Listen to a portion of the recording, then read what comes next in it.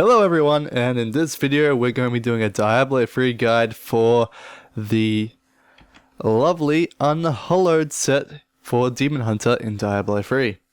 This is a very good set and it came from the Unhallowed's gift, so if you haven't played Season and you go, what should I play this season? I very much recommend this set. It is very easy to farm for, and because you start with the Unhallowed gift giving you your 6Ps, is great. I think even some of these may have been my base. Yeah, I think this torso is the torso I got from the gift. I haven't changed it whatsoever. I think this helmet may be different. Probably is. But it's so hard to remember. These set gloves are muy caliente. Anyway, because it came with the Unhallowed's gift, you get your 6 sets straight off the bat. And I've been loving this set. This build is just so much fun to play, and you can get fairly high in Greater Rift without feeling weak at all. There is a point where you feel, god damn it, I hate this set for the rest of my life, but you get that with all the solo builds. You always get to that point where you just feel like you're up against a barrier and you just can't push through. This season, however, I haven't managed to get on the leaderboards like I did last season. There was just too many other people playing this set because, well, let's face it, it's fantastic. And it came with the gift, so you might as well just pick it straight away. So we're going to do a quick rundown of the items that you need. First of all, you obviously need the set. This is the Unhallowed set, as I have said, and you also need the set rings, focus, and restraint. Now, for the legendaries, these three are these two are absolutely vital. I was going to say these three, but you don't really need these wraps of clarity. They're fantastic, but you don't need them. The legendaries that you absolutely need for this build to absolutely work is the Yang's Recurve. This is a hell of an annoying bow to get an ancient legendary of. I've gotten one ancient legendary and it rolled terrible, and I'm so pissed by it, but that's just how it is. I should have done more research when I was rolling it. I screwed up. I rolled a socket into it instead of rolling a socket off it and shit like that because I needed maximum discipline. It's a whole thing. I'll get into it later. And you also need the Dead Man Legacy. Now what these two legendaries do is they increase your multi-shot. And your multi-shot is your right click and it just shoots a bunch of crap in a direction like so. And Yang's Recurve, multi-shots attack 50% faster, so you shoot them twice as fast. And the Dead Man Legacies, multi-shots hit enemies below 50% twice. And I believe the highest roll on that secondary is 60%. I'm not 100% sure on that. I can probably check quickly. Yep, highest is 60%. Okay, I've just checked that. And other items that you don't need but are helpful are the Witching Hour, because this gives you critical hit damage and attack speed guaranteed, as well as increases your evasive fire, but evasive fire isn't that important, and your dexterity. What you want on your gear is you want to increase your cooldown reduction to be at least 36 to 40%. As you can see, I got 38.675. This allows you to have your Vengeance up 100% of the time, which is absolutely vital because it gives you extra damage for all your stuff, which is incredibly helpful. And also allows you to shoot more missiles. In your cube, you want to have Dawn, which reduces the cooldown of Vengeance by 65%, which is absolutely vital. And Visage Guns, which gives Vengeance the effect of Dark Heart Rune. And Dark Heart Rune increases your resistance by 50% when you have Vengeance activated. The Vengeance that you want is Sieve, because it increases your hatred generation. But later on, you kind of don't really need Visage Guns because you go and die in one hit no matter what. A good supplement to swap out Visage Guns for is Cinder Cloak, because it reduces the cost of fire skills by 30%, and your multi-shot is a fire skill, so you can then shoot it a lot longer without having to swap over to left click. And I wonder, yeah, you can hold it pretty much almost forever when you have Vengeance on, which is fantastic. I'm going to swap that back to Visage Guns though, just for that rune while I'm doing this video, so I don't die as often, but I'm pretty much going to die one hit no matter what. But that's a whole other thing. You also want conversion of elements, so that way when it rotates to fire, which is just after frost, you do 200% more, which is 4 times the damage that you were doing normally, which is a lot. Next, for legendary gems, you need Bayonet Trapped because of your passive. Is it Thrill the Hunt? Yeah, Thrill the Hunt. Enemies slowed by hatred spenders are slowed by 80%. And then you have your Trapped, which increases damage to creatures underneath crowd control, so you get 36% base increased damage. Fantastic. That's a rank 70 though. Of course, it increases each time you level it up.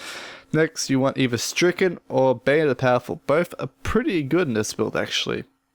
Because 20% increased damage after killing elite pack and 50% increased damage against elite packs is pretty good. That comes up to around 35%. But of course, Stricken gives you 25% increased damage against bosses and Rift Guardians. And every time you attack, you get 1.5%. Because you're attacking so fast with so many different things going at stuff, you can build up your Stricken pretty fast, especially against single target. But, you know, it's debatable which one's better. I think Stricken edges it out in the higher levels. I think Bayonet Powerful is pretty good on lower levels, but also has some validity on the higher grade rifts. Next, we have Aziz's Stone of Vengeance. This is literally one of the things that only get used on Demon Hunter and Wizard, because they're the only 2 characters that can actually be away from their targets. Your damage you deal is increased by % for every 10 yards between you and the enemy, up to a maximum of, for me, 50% almost. If I get a few more up, it will be 50%, which is a lot of damage. That's about 50%. It's crazy. For your gear, like I said, you want to get as much cooldown reduction as possible. There's a few things you can get on, and you want critical hit chance, critical hit damage. So, cooldown reduction, critical hit chance, critical hit damage. That's what you want on all your gear. Dex is helpful, but any vitality stat, you can kind of just want to roll that off for something better. For specific item sets, your helmet needs to have 50% multi-shot, your armor needs to have 12 plus discipline, because of your set bonus from the Unhallowed set. You gain, I think it's, where is it? Your generators, multi-shot, and vengeance deal 40% increased damage for every point of discipline you have. So I have 74 discipline. I get 40% times 74, which is a lot. However, that's additive and not multiplicative. So rings such as, I actually have examples here. Where are they? Here they are. The Manolid Heal and got another one somewhere. The Stone of Jordan, which give you maximum discipline, are worse than Focus and Restraint, because Focus and Restraint are multiplicative instead of additive in their percentage damage. Other things for your Hellfire Amulet, this isn't the greatest roll ever, but what you want is actually % fire damage, critical hit damage, and critical hit chance. You don't want dexterity. And for your alternate passives, you want to have Ambush, Ballistics, Awareness, Cold or Weak, and Thrill the Hunt, so that way your build works perfectly. On your Raps of Clarity, you want to have your 5% to be 20%. I've only got 19%, I just couldn't roll that last percent, and it was just costing too much in the end. Let's see, what else do we have? Your shoes need to have multi-shot damage increased by 15%. You want your bow to have maximum discipline of 12. And that's about it. You want critical hit chance, critical hit damage on your rings. You can also get cooldown reduction in your rings, but I think critical hit chance, critical hit damage is better. It just means you don't have to get a cooldown reduction roll on one of your other stats, such as your gloves or your helmet. I mean, not your helmet, your shoulders. Yeah, shoulders have it. Alright, without further ado, I should probably talk about skills. As you can see here, and in the build guide that is in the description below, you want to have Evasive Fire on Focus. This makes it be cold. It also increases its damage by a bit, but mainly because it's cold, because that way, when your conversion of elements is at cold, you can quickly build up your Vengeance while doing a little bit of extra damage, but mainly so you have full Vengeance for when it turns into fire, and you just hold down right click and multi-shot the hell out of everything. You want Vengeance to be Sieve, that way you get 10 hatred per second generation. You want Vault to be Tumble, which all this does is reduce the cost of Vault, so that way you can not spend all your discipline, because you need to have your discipline for your percent additive to your set bonus. Invigoration just passively gives you 20 discipline, plus you can instantly restore fairy discipline when you vault a bunch to get away from creatures and whatnot. Your companion should be Wolf Companion. That way you have a passive of, well, you can have an active that increases your damage by 15%. And your allies, but mainly yourself. It also does some damage, but the damage isn't important. It's more for the active that you use. Tips for this build is you need to have your numlock trick, which means, if we go into options here, just in case none of you know about the numlock trick, you go into key bindings, you find your spells, and you set your spells to be numpad 1, 2, 3, 4, or left and right click to also be this, but it's mainly the active skills. And then you go to your numpad, you turn numpad on so you see the light on your keyboard. You then press the 2 abilities that you want to be autocast, which for me case 1 and 4. You then release numlock and then you release 1 and 4. That way when the cooldown comes back up, it'll automatically cast. Which we should see when I go into the Great Rift. I'm not going to do 73 because I have trouble 73. 70 I can do fairly easily, so there we go. We just saw the autocast just then. Alright, let's get this show on the road and we can, you know, get a feel of what we're doing. Now, you want to have your shift stop your movement. You also want to try and get far away from creatures as possible. And you're kind of just going to be shooting off screen for the most of the game. Your follower's going to have Oculus Ring. If you're doing this in group, this is also a really good group build. Usually one of the support characters will have an Oculus Ring, so you can just sort of like find those Oculus circles and stand on them.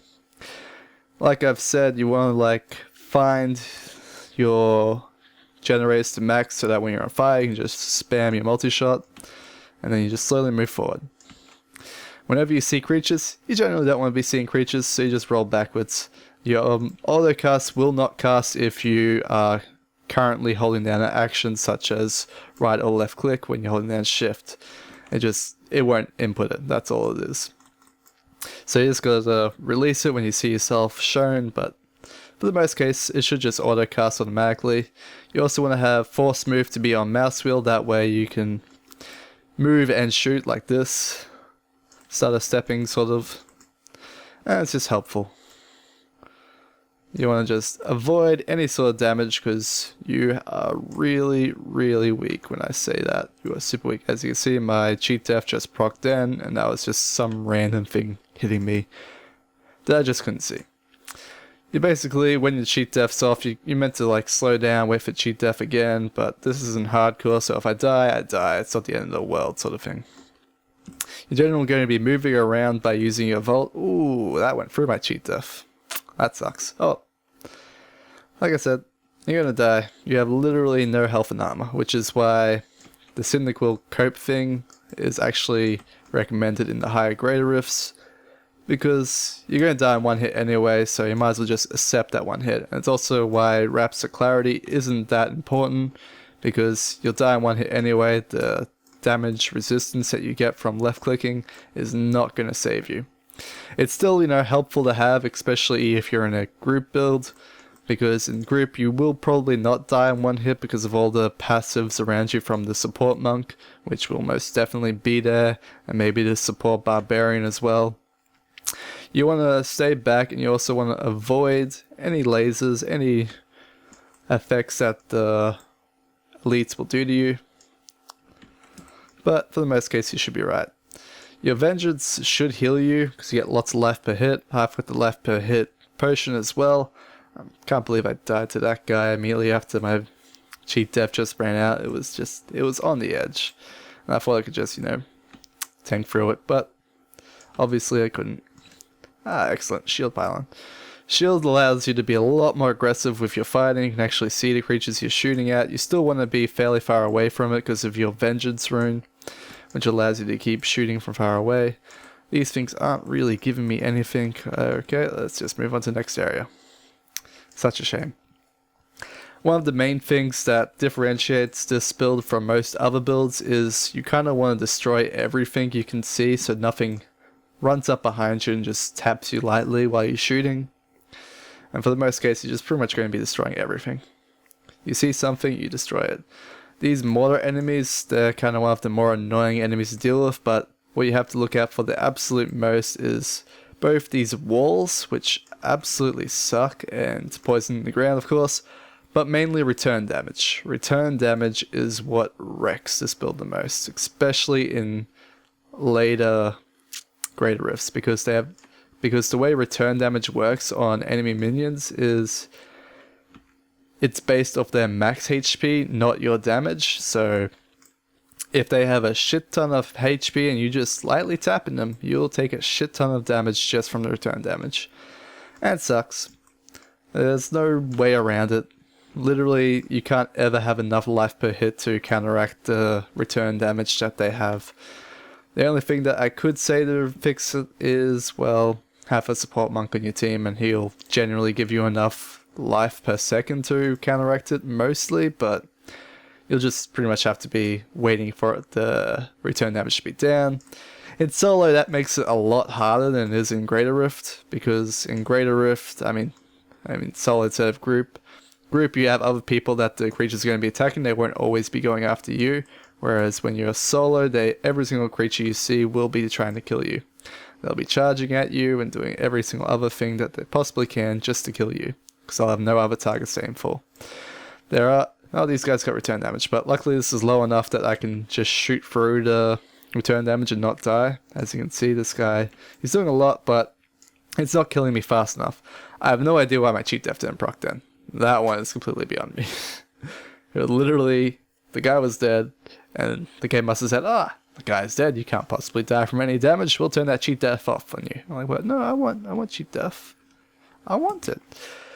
So this Great Rift should end eventually. It's going to be a little bit longer because all the creatures have a lot of health. I probably could have done this a little bit lower, but I want to get some value out of this Greater Rift that I'm doing here, instead of just, being a guide, showing you how to do it, that sort of stuff.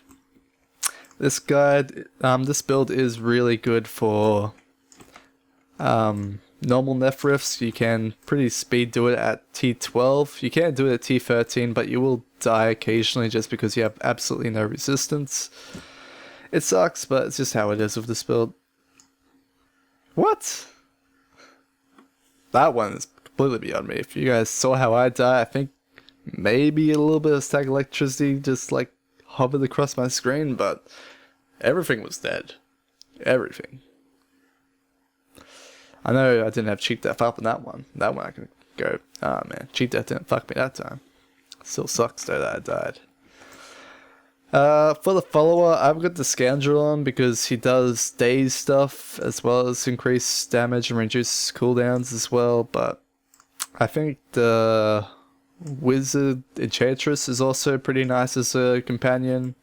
The Templar for tanking stuff is also helpful, but because he's so far away, the Templar never really runs in on the enemies in most cases. I mean, you could say it's a good thing, like he'll try to pull lure from when they come close, but they generally don't come close enough for Templar to pull lure. I wish he would, but they just don't. Yeah, next area. Enchantress, I reckon, could be better because she does hex stuff, which is nice. Speed pylon's pretty useless. The pylons you want is obviously power for the 400% increased damage. I'm lagging a little for some reason. Other than that, you also want the channeling pylon. That way you can just hold down your multi-shot and you can not have to worry about your discipline management. Which, in these more slower Grey Rifts, you don't have to worry about discipline management as much. You do get your discipline back for left clicking because of your set. I believe it gives you 2 discipline every time you use a generator. And it also gives you 4 hatred, I'm pretty sure. All of which is pretty helpful, especially when you're trying to keep everything going. Teleporters are not helpful, especially fast ones. Ugh, bastards. Oh. Ran out of hatred during that bit. That sucks. I definitely think the Syndicate is better. Like I'm thinking about it now, just the amount you just waste your hatred down, especially even with C-Font, it's just too much at the moment. It'll just be, min-maxing a little bit better than later. Completely forgot that all the Visitor gun did was just give you resistance, and when you're dying in one hit anyway, resistance is useless. Resistance is futile is what I should say. That'd be way funnier. Yuck, yuck, yuck, yuck, yuck, yuck, yuck, yuck. But yeah, this is very much a glass cannon build. It's your typical A DPS build that you would expect. Just attack, attack, attack, attack, attack, attack, attack. Other alternates to this build, you can probably stack area damage. It would be helpful because you're constantly hitting large groups, and that's what a lot of this is about, but it's nowhere near that. It's more, you're generally like not one-hitting stuff, but you're focusing on single targets rather than groups, because all the small stuff just generally just dies to your right click. Ah, Guardian spawned. What Guardian did we get? Saxtrus. Saxtrus is easy. I just gotta dodge his little missile thing. Oh wait, this is a different one than I was thinking of. I thought it was a Zoltan Cool copy because of the tornadoes. As you can see, you can roll through stuff if you're ever in true difficulties, but in most cases you should be fine. And this is where your followers are pretty good because they will stack the aggro of the boss. You don't have to worry about those small creatures as much because you kill stuff pretty quickly. That was a very slow run, but you can see how to play. You understand a lot of the mechanics that I've shown. You're basically just shooting off screen for the most case, and in group, shooting off screen is absolutely key. You should remember that when you're playing. That one's good, a good one. Alright. And then just put 3 in this. The reason why I'm leveling up my Taguk is partially because I want to put in my armor and my items for the bonus dex damage, but it's mostly because there's another build that I want to try, which is the LON Demon Hunter build, which is where you like make huge mobs and you rotate around the huge mob and then you jump in with a smoke screen, fan of knives, and then you continue looping around the mod trying to keep it down. And you're meant to like get huge crit off the Shiwazu gear. I've got all the stuff here. You want the Fortress Ballista, which gives you a shield. You want the Mantle of Channeling, which gives you a shield. You want the St. Andrew's Gauge, which gives you a shield. You want the Adrilial's Visage, because it gives you, I guess, Poison Nova to damage stuff. I think it's more just your fire damage does more. I'm pretty sure that's what that weird affix is there, the 10% more fire damage taken, but I'm pretty sure that's also something else. You want Hexipant and Mr. Yan, but main reason why I haven't really started using this build is everything has to be Ancient Legendary. I don't have Ancient Legendary rings yet, because as you know through LON, every Ancient Legendary that isn't besides this, as long as this is your only set item bonus, every Ancient Legendary you have gives you increased damage by 100%, and you reduces your damage you take by 4%, and it's pretty damn good. The items I just got, none of those are the quivers that I want, but I got Dawn again. It's Ancient Legendary Dawn, so it might actually be better than the one I have there. And Set Gloves, which are worse. And Traveler's Pledge. I have tried using Traveler's Pledge of this build. It's, it's alright, but it's not as good as Focus and Restraint because you could only get 100% multiplicative rather than 250% multiplicatives, which end up being more than 100% multiplicative because of the way the damage calculates in Diablo 3. But I have thought about it, mainly because you get that extra discipline ring and maybe it might edge you over, but it just doesn't. And I think having the extra passive is more useful, especially if you get cheat death, because you can just avoid one extra random bit of damage it's killing you, which they will do. Anything else I could say for this build? I guess Paragons. You want to start off with going all resist, then all life, and then armor, then life regen for defense. For utility, you want your resource cost reduction maxed. You then want your area damage, you then want life on hit, and then you want gold find last. I don't know why I have gold find there. It's just, I didn't really care about changing this. Life per hit, it's not going to affect you too much. You'll still die to return damage no matter what. In offense, you want cooldown reduction max, you then want critical hit chance max, you then want critical hit damage max, and you want attack speed max last. In core, you just want to max your movement speed to 25%, you then get your dexterity maxed after that because you're a glass cannon, so it doesn't matter. Maximum hatred, I have thought about that. I don't think I think it's 100 dex you lose for having that is worth it. But it might be. Then line maybe? I don't know. 500 dex is a lot though. That's 500% off your base, which is nice, but it's additive instead of multiplicative. That's why people don't really care about the dex in the Hellfire Amulet, because you can gain that dex back later by using the Clandestine's Despair. I think that's about it. I hope you guys enjoyed this build. Don't forget, in the description below there's a link to Diablo Fans Free, which is my build on it. I have a bit more. It's just more like telling you what you want for your stat priorities on your stuff, what gems, wider gems, plus this video, in case you want to watch it again there for some reason. Or you're watching it there right now, and if that's the case, scroll up to see the information. I'm sure you've already done that.